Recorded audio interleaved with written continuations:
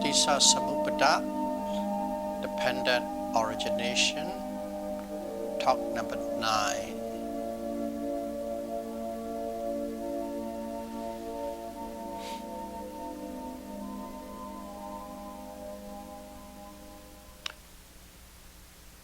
Today we are going to have an overview on the 6 links we have talked about.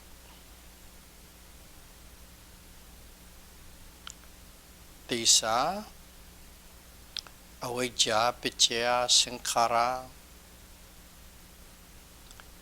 Because of ignorance as condition,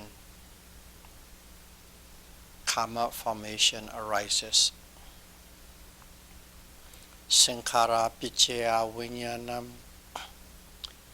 Because of karma formation,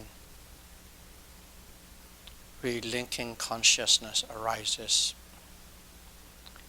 Vijnana paccaya nama rupam. Because of relinking consciousness condition, mind and matter arises. Nama rupa paccaya salayatanam. Because of mind and matter as condition, 6 senses arises. Salayatana paccaya phaso. Because of the 6 senses or 6 sense bases, mental contact arises. Phassa paccaya vedana. Because of mental contact as condition, feeling arises. These are the 6 links we have discussed, which constitutes of 7 factors. 6 links, 7 factors.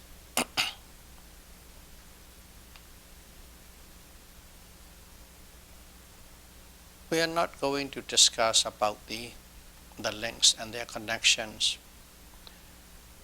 Today we are going to view all these 6 links and 7 factors as presented in the dependent origination discourse. But what kind, what nature and what qualities are involved or expressed in these links, which are not directly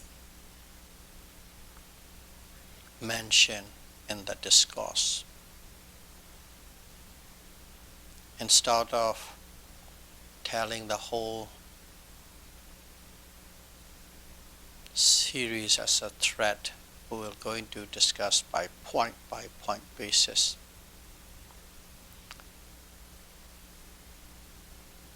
Of course, we know there are altogether 12 links, but today we will review on the 6 links only. First of all, you can see there are 2 type periods or 2 time zones in this 6 links. The first one, avijja, paccaya, sankhara. There are 2 factors. One is avijja, ignorance, and another factor is sankhara, mental formations. These 2 factors represented past life.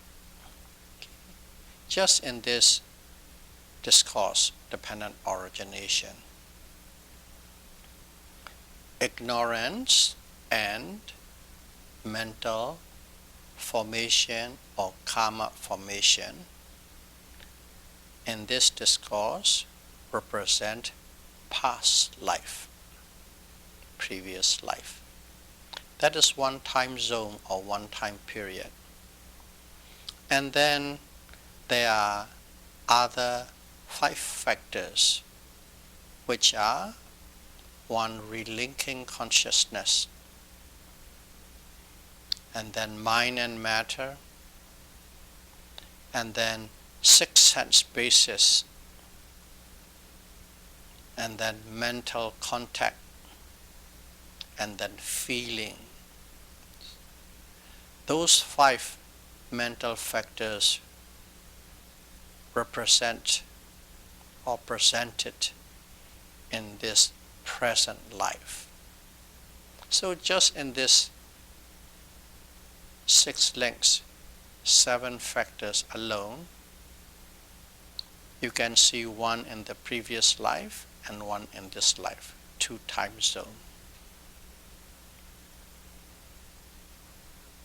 So that is one angle to look at it. Now let's try and look at it another angle into these 7 factors, 6 links. We'll call this angle 2 sides of life. 2 sides of life. So let's look at this ignorance and karma formation. Okay. Ignorance and karma formation.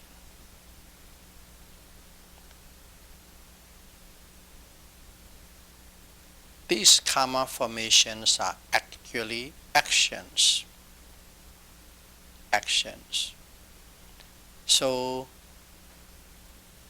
ignorance and karma formation represent the active side of past life.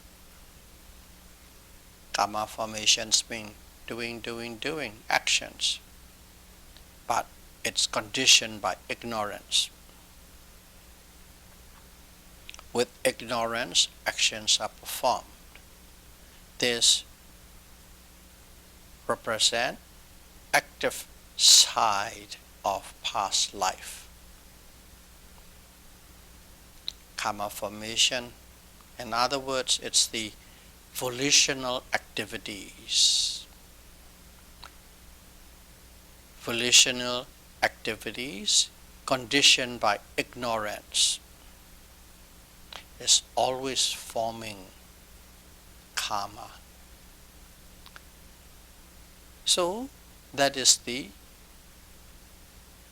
active side which is in the past life. So let's look at the other 5 mental factors. Relinking consciousness, mind and matter, 6 sense bases, mental contact, and feeling. These 5 represent the passive side of this present life. Passive side of this present life.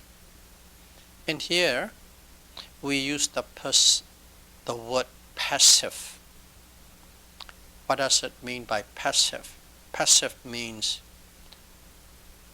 these factors cannot produce, cannot form karma.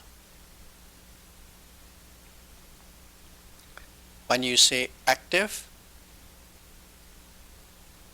those factors can produce or form karma. When you say passive, these factors cannot produce or form karma. So, active, passive. Buddha taught us or showed us the details and complete operating process of life in our present life. If you look at the dependent origination, in this present life or in this present time zone, Buddha explained in detail both the passive and the active.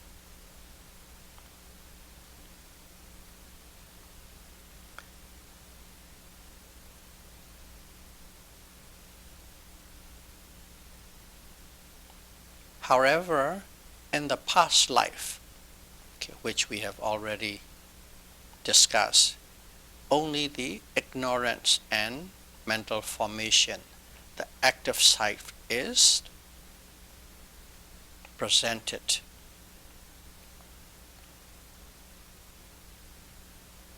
The reason is, it is that it's all requires to show the link between the past life and the present life. Due to the activities or actions or active side of past life, there's a passive factors in this present life arises, the connection. That's all that it needs. So Buddha only showed the active sides of past life.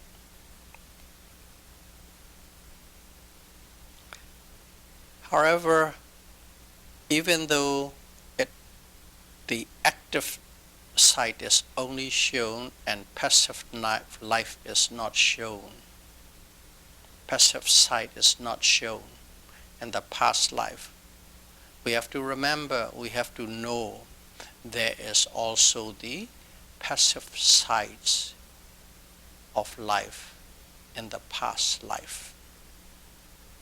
It is not fully expressed, but you must know it is there. Because without the passive side or passive factors, active side or active factors cannot arise. Keep that in mind. Buddha explained us in detail in this present life, both active and passive. But in the past, he only mentioned in the discourse only the active. But we must know there's also passive in the past life, because without the passive side, active side cannot arise. So that is one part we need to know. Passive and active. Passive side of life, active side of life.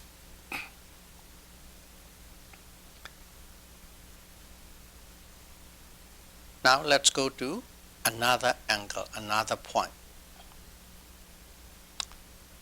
We have discussed about thought process or cognitive process, VT, in one of our talk. So let's see how this thought process and the active and passive sides of life are connected.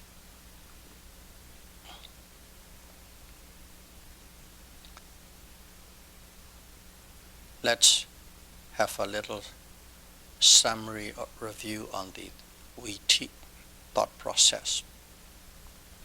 So in the thought process, it always starts with life continuum.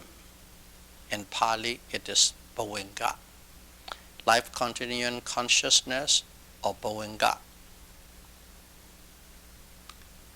And that consciousness fall under the category of resultant consciousness. Vipaka Ceta, resultant consciousness. There are altogether 26 types of resultant consciousness.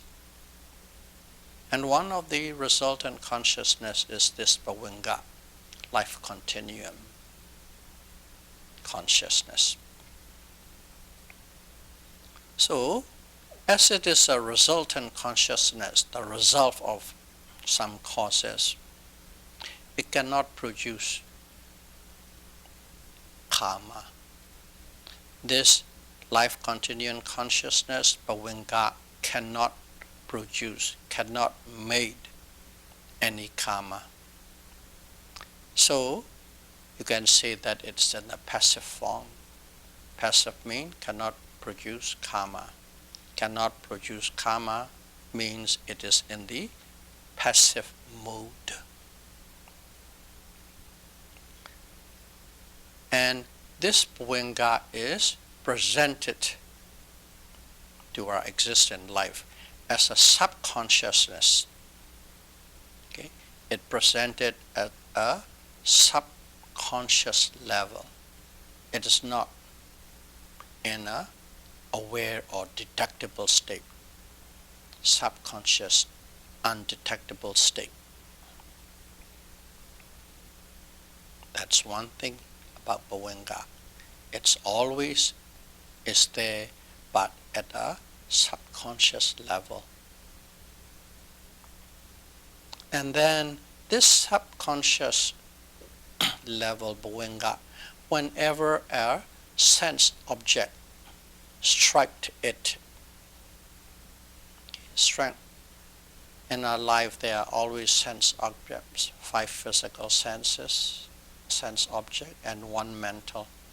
Whenever one or the other is striking it, and when it strikes, this life continuum shakes for 3 mind moments, and it was terminated. It shook the Bhuvenga, and this Bhuvenga vibrate 3 times, or shake 3 times, and it ceased. That is the mental law. So whenever a sense object strikes,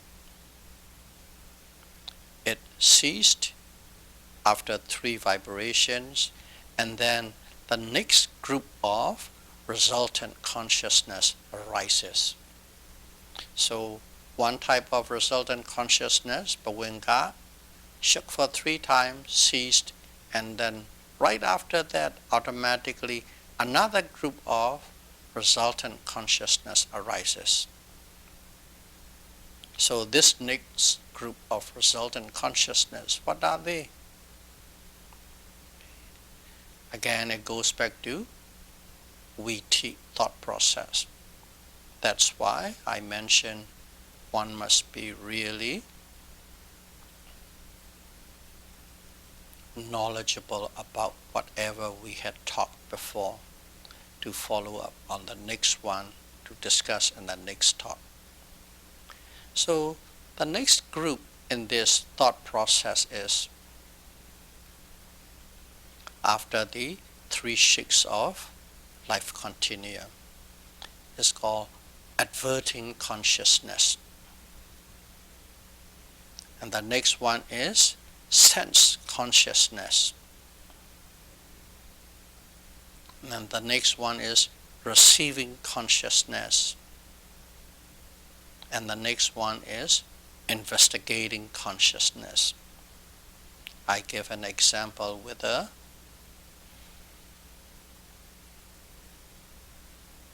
delivery person delivering a package.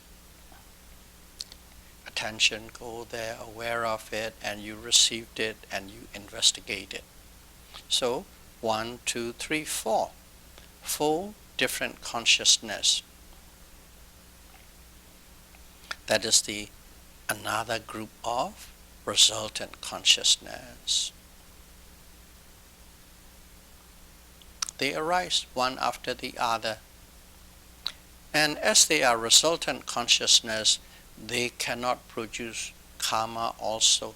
They are simply the product, the fruits of the past actions. They cannot produce karma. So, not producing karma means they are in a passive mode. Okay. These 4, adverting, sensed, receiving, investigating. They are resultant consciousness and they are in a passive mode. But this group of resultant consciousness is presented to us in a conscious level.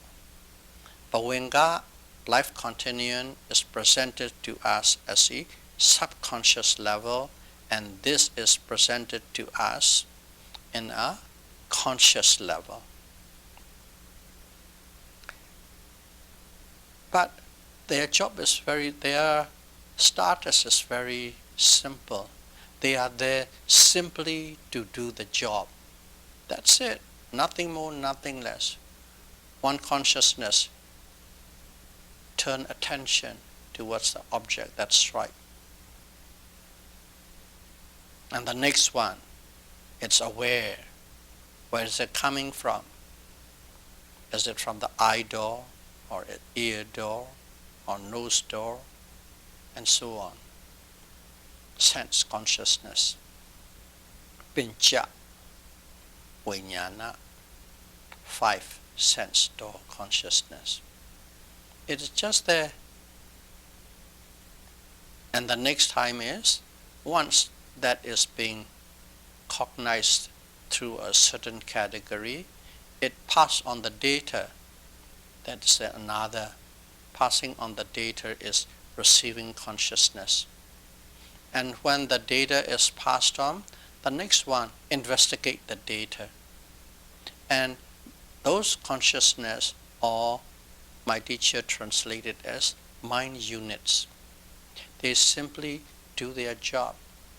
Nothing more, nothing less. That's why I think Syara Usilananda said mind units. But they are consciousness. They only do that job, and they passed away.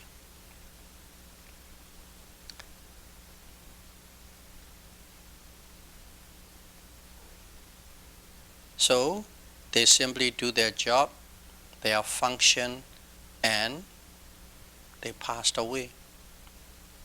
And these arises and pass away in a pre-programmed mode. In other words, automatic pre-programmed mode, auto mode. If an object strikes the bhavanga, 3 shakes. After that, adverting, sensed, receiving, investigating. Automatic. It's programmed. Nothing can stop. Once it is happened, it doesn't stop. Automatically, it just arises and passes away one after the other, doing their own job, doing their function. So that is how it works. Why? It is the mental law, and it is programmed from the past. When it comes in, these are the resultant. Resultants are produced in this particular precise functions. So, if we look at it, there are 5 kinds of consciousness we have discussed already. 1 is bhavanga, 2, adverting, 3, sensed, 4, receiving, 5, investigating. But in a bhavanga, there are 3 shakes. In other words, 3 bhavanga comes and goes. So if you are going to look in terms of mind movement, there are 7 mind movements. 5 type of consciousness, there are 7 mind movements. And these 5 consciousness and 7 mind movements corresponds and operate according to the passive side of life. Because they are all passive. I have explained one after the other how they are. They are passive. They cannot produce karma. One group at the subconscious level, one group at the conscious level. They are always operating because they are the product, resultant. they operated according to the passive side of life, because they are all passive in nature. And what is the passive side of life? Passive lives of life are 5 of them, if you remember. Vijnana, consciousness. Nama Rupa, mind and matter. Salayatana, 6 sense space.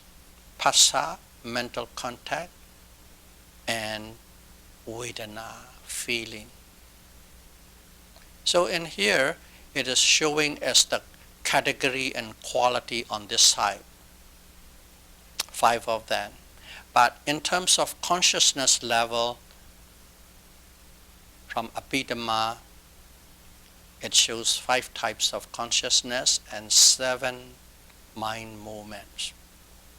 So it is the same, but it presented, expressed and explained in a different way. So one should know these 5 categories and 5 qualities of 5 passive sides of lives are the same. They are the operating product of the same of the 5 consciousness and 7 time movements. As such, one should understand.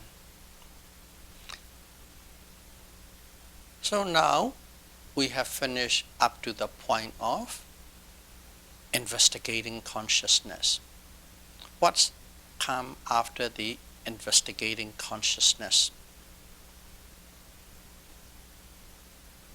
In the thought process, that's called determining consciousness, Voktor or Vipassana. So determining consciousness, and after the determining consciousness, there's a swift consciousness, or Pali Javana. Other way of translating is called impulsion. 7 swift consciousness arises and passes away. Determining consciousness, and then 7 swift consciousness arises and passes away in the thought process. And these 8, they are not resultant. Okay, resultant ended at the end of investigating consciousness. These 8, 1 determining and 7 swift consciousness, they are not resultant.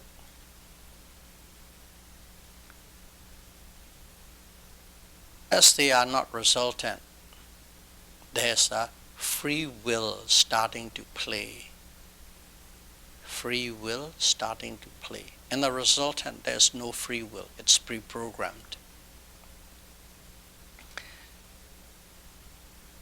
Determining consciousness, decide whatever the data that is being investigated is moral or not moral, good or bad, and how to engage with that object. That's what the determining consciousness does. So in other words, it's actually deciding what to do. Okay? So depending on the intelligence, let's use a person, intelligence of a person,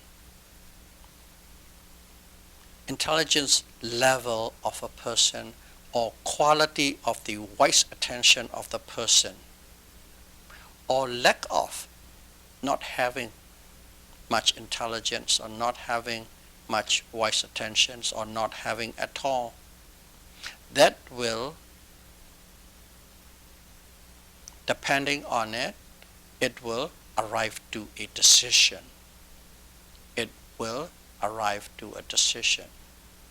Data is data, investigation is investigation, and then depending on your wise attention, quality level, intelligence level, you will consider this is moral or not moral.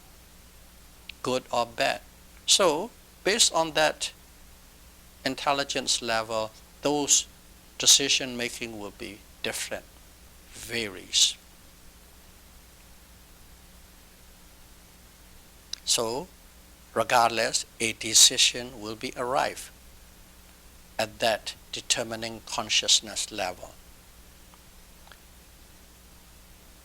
Even though this is not a resultant consciousness and it's already trying to make a decision, it still doesn't have or make or produce karma, because this determining consciousness is called functional consciousness, Kriya Citta. Kriya Citta. So this one is life, free will, but do not produce karma because it falls under the functional. It's simply a consciousness that is alive, free will, but simply do its function. So there is no karma in this Kriya Citta or functional consciousness, or specifically determining consciousness. So after the determining consciousness, 7 swift consciousness, jhana, they arises and pass away. That's where karma is formed. That's where karma is formed. Those 7 swift consciousness. That's why karma is formed. In other words, karma formation.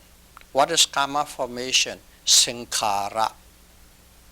So you have to be quite skillful at the words and the names, how it's being named.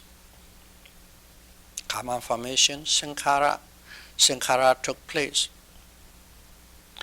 As sankhara or karma formation took place, it belongs to the active side of life. Active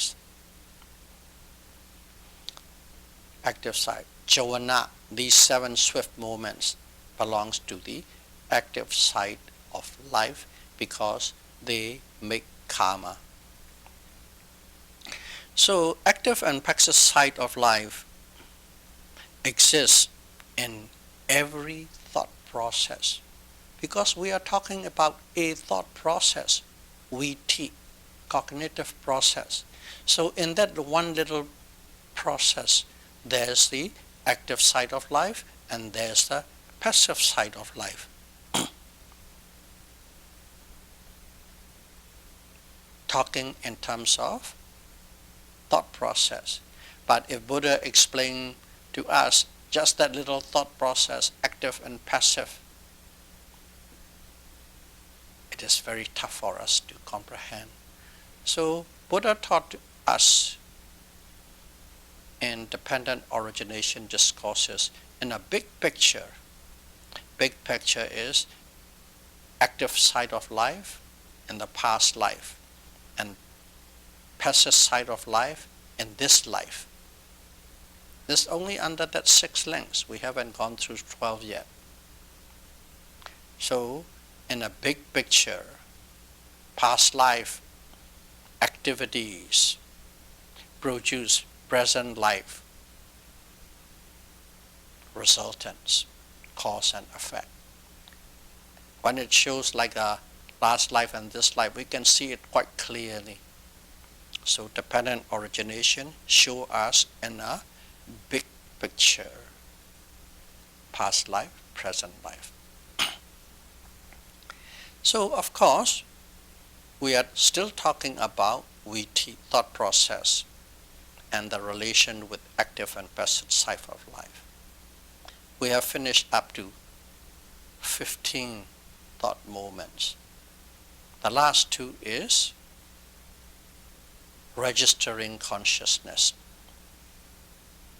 There are 17 thought moments in thought process. The last two is registering consciousness. Again, they are resultant consciousness. They simply do their job. They registered whatever they have experienced. The swift consciousness do something, experience something, produce karma, and they register it. So again, it's on the passive side of life. Now we have completed the thought process. So through the thought process and the active and passive side of lives, we can see the connection and we can understand it in terms of consciousness and in terms of actions or in terms of functions. In terms of consciousness, we can't. Only Buddha alone can see one consciousness after other. But we can, for lack of a better word, the way it manifests, the manifestation product, we can see, we can look, we can experience, we can be mindful. So that's one angle of looking at this dependent origination. Let's look from another angle. This one, we'll call it endless rounds. Endless rounds. You remember the Pali word for rounds? Vutta. Vutta. V-A-T-T-A. Okay, Sankhara, let's go back to Sankhara, mental formation. What is Sankhara, mental formation? It is the unmindful volitional activities. Unmindful volitional activities create both wholesome and unwholesome karma unceasingly and never stop. Sankhara is volitional activities, but I'll even make it a little more precise. Unmindful volitional activities. They are always producing wholesome karma and unwholesome karma, continuously, unceasingly. Therefore, this is called rounds of karma or karma vutta. The sankhara is the rounds of karma, in Pali, karma vutta. That's one round. It just keep on going, as explained. And as long as there is this karma formation, sankhara, it will be always producing its result, because this sankhara is the cause, and there must be effect. Effect is its result, resultant result. What are they? We all know there are 5, but I'll repeat again. Vijnana, consciousness, mind and matter, 6 sense bases, mental contact, and feeling. Those 5 will be keep on producing, keep on arising because of the volitional, unmindful volitional activities. So those 5 are called resultant, or you can call it resultant phenomenon. In Pali, vipaka. Good. So as there is the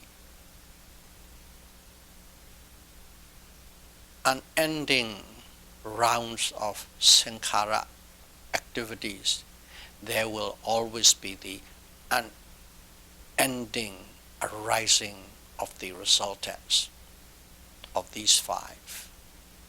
It'll keep on going, unending. So that's why these 5s are called rounds of resultant. Rounds of resultant. Vipaka vutta. Vipaka vutta.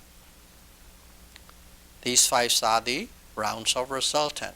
Sankhara is the rounds of karma. two rounds now. They are going round and round endlessly. Each one is operating endlessly. And they are connected through cause and effect. Again, let's see another, keep on going. These resultant phenomena, okay, let's condense it, mind and matter. Resultant phenomenon is mind and matter. This mind and matter is what? It is a fertile ground for the mental defilements to arise. Mind and matter is a fertile ground for mental defilement, kilesa, lobha, dosa, moha to arise. Without mind and matter, they cannot arise. Only there's a mind and matter, these will arise. Fertile ground for kilesa, mind, mental defilements to arise. So, ignorance, okay, avijja. Ignorance together with this kilesa, mental defilements, let's call it they are twin brothers. Ignorance and kilesa are twin brothers. Kilesa, due to ignorance, okay, ignorance, not knowing what the mind and matter is as they really are. They are become the conditioning factor. They become the conditioning factor. For what? To do volitional activities. Ignorance and kilesa become the conditioning factors to do unmindful volitional activities. So, that's why this ignorance and kilesa are called kilesa vuddha, rounds of mental defilements. This rounds of mental defilement is going round and round and round because they are conditioned by the resultant mind and matter. Mind and matter condition the kilesa, kilesa condition sankhara activities. These activities condition or produce mind and matter. Round and round, round and round, round and round it goes. It never stops. That's why they are called Buddha rounds. They are kilesa vuddha, rounds of mental defilements, kama vuddha, rounds of unmindful volitional activities, and vipaka vuddha, rounds of resultant. These three rounds, and they feed one to the other, they feed one to the other. One become the cause, another become the effect. One become the cause, another become the effect. One become the cause, another become the effect. As such, it goes on unendingly. The rounds of birth and death, birth and death, birth and death, samsara. Samsara doesn't stop. That's how it goes. And this dependent origination is the discourse showing us how the endless cycle of birth and death going round and round and round and round without stopping.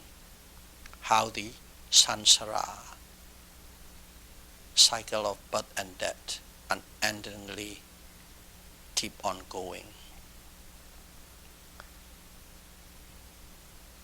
So that is on a big picture basis.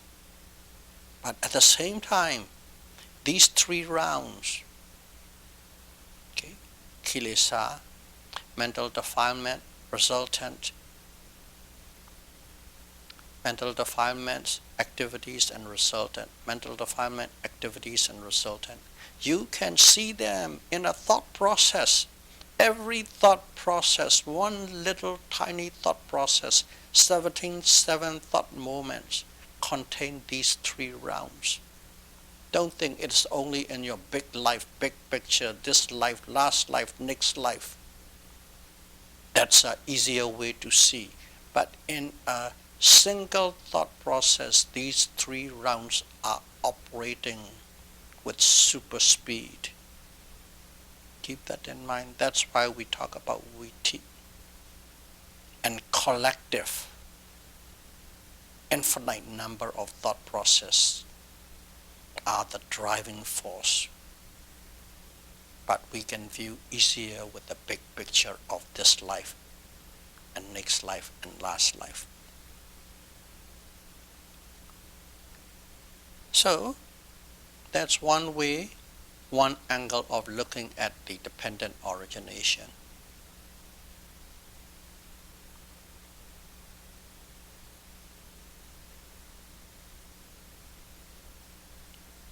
Which are not directly explained in the discourse. The Buddhist teachings are numerous, but they are all related and connected. If you practice, if you experience, and if you understand a certain level of the theory, you can put things together and you'll find them, it fits perfectly. So with that, I will conclude the review of the first 6 links. 2 time zones are involved. Active and passive sides of lives are involved. And these active and passive life, big pictures, how it fit into the one single thought process is explained. And then how the rounds, the 3 rounds, a summarized, a short form of Disa Samuppada, dependent origination, and also shows you these rounds can be seen as a big picture and also in a single thought process. Hopefully this will give you a deeper understanding into the discourse of dependent origination, and may you be able to put into practice and understand deeper as soon as possible. Sadhu, sadhu, sadhu. Thank you very much.